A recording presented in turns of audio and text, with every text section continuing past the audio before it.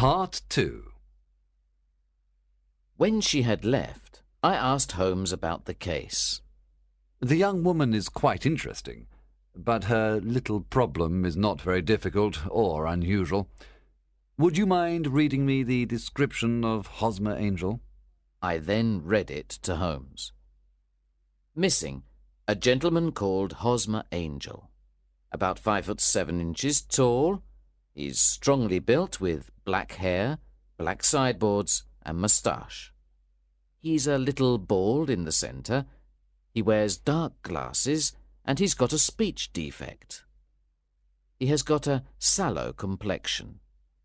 He was wearing a black coat, black waistcoat, grey trousers, and brown boots.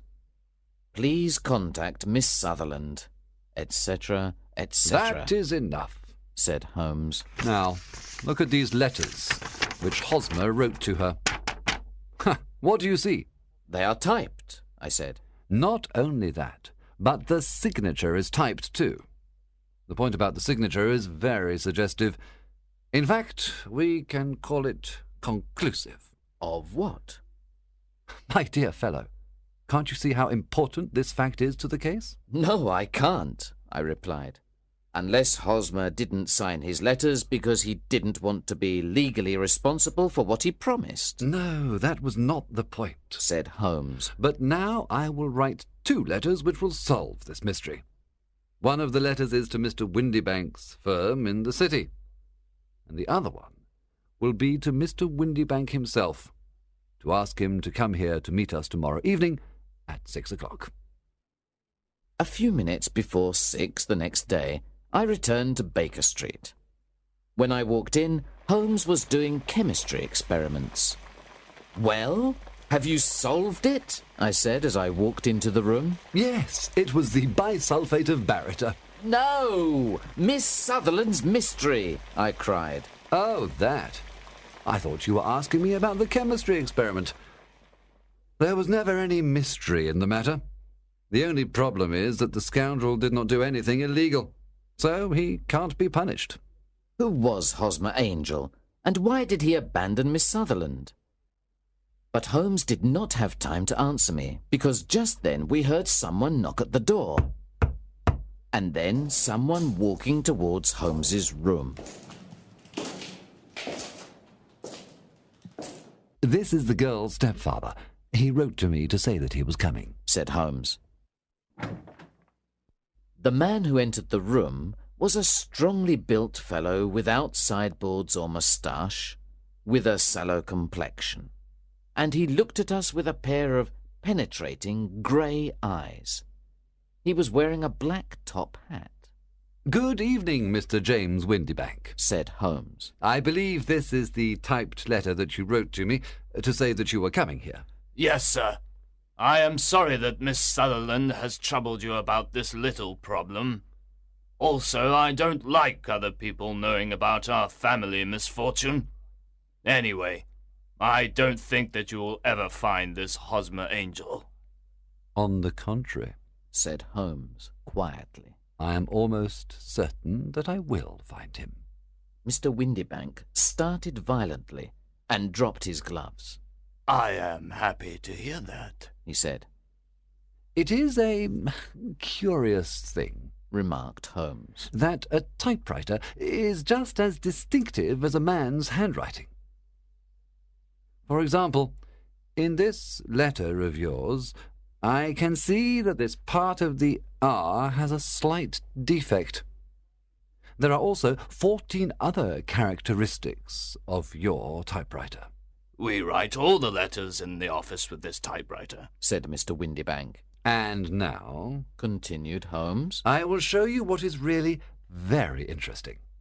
In fact, I'm thinking about writing a book on the typewriter and its relation to crime. Mr. Windybank jumped out of his chair and picked up his hat. I cannot waste time over this ridiculous talk. If you can catch the man, catch him, and let me know when you have caught him.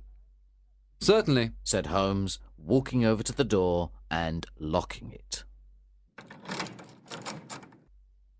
I let you know that I have caught him." What? Where? shouted Mr. Windybank, becoming white and looking around like a rat in a trap. "You can't get away, Mr. Windybank," said Holmes. "This case was really very easy. Now, sit down and we can talk about it." Mr. Windybank fell back into the chair.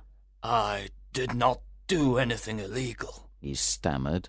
"I am afraid that you are right.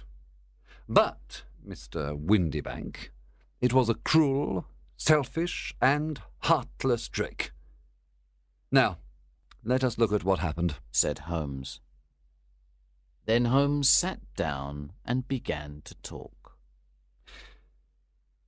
"The man marries a woman older than himself for her money.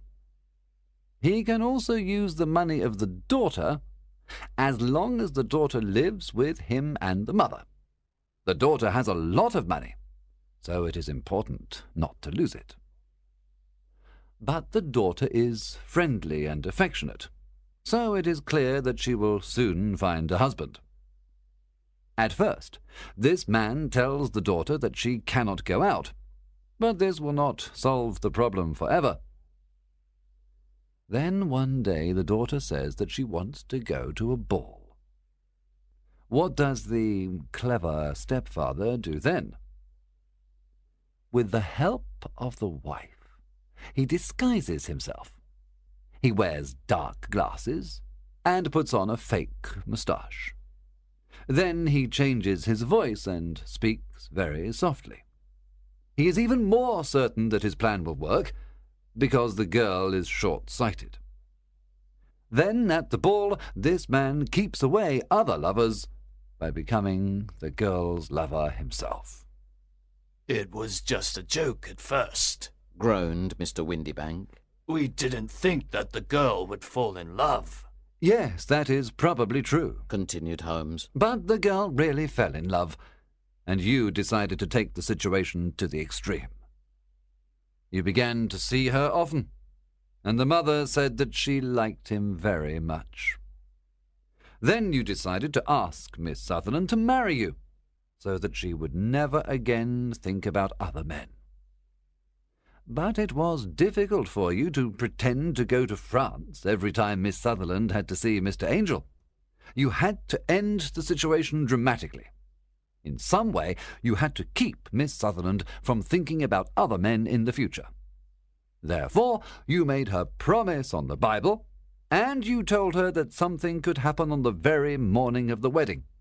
You took her to the church, but obviously you could not marry her. You disappeared by using the old trick of entering one door of a cab and walking out the other. I think this is the chain of events, Mr. Windybank."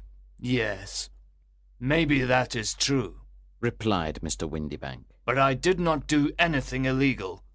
And now you are breaking the law because you will not let me leave this room. "You are right. You did not do anything illegal," said Holmes as he unlocked and opened the door. "But you really deserve to be punished, and I would like to do it." Then Holmes picked up a riding crop, but Mr. Windybank ran out of the door and out of the house. "Now he certainly is a cold-blooded scoundrel," said Holmes, laughing. "That fellow will continue doing worse and worse crimes until he does something really bad and finishes on the gallows. In any case, this case had some interesting points." "I cannot completely follow your reasoning in this case," I said. "Well, it was clear from the first that Mr. Hosmer Angel had a very good reason for his actions, and that the only man who could really profit from the situation was the stepfather.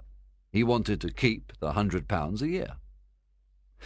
Then it was very suggestive that Mr. Windybank and Mr. Hosmer Angel were never together. And so were the dark glasses, the soft voice, and the moustache. They all suggested a disguise. The final point was the typed signature. This made me think that the handwriting of the man must be very familiar to Miss Sutherland, and that if she saw even a small portion of it, she would recognize it. And how did you verify these ideas? I asked. First, I wrote to Mr. Windibank's firm. In the letter, I described Mr. Angel after I had eliminated everything that could be a disguise, like the glasses, the moustache, and the voice, and I asked them if they had an employee like that. They wrote back to me and said that I had described Mr. James Windibank. Then I wrote to Mr. Windibank to invite him here, and as I expected, he typed his reply to me. Then I compared his letter with the letters of Mr. Angel. Voilà tout. And Miss Sutherland? I asked. If I tell her, she will not believe me, replied Holmes. Maybe you remember this Persian saying, "It is dangerous to take a tiger cub from its mother, and it is dangerous to take a delusion from a woman."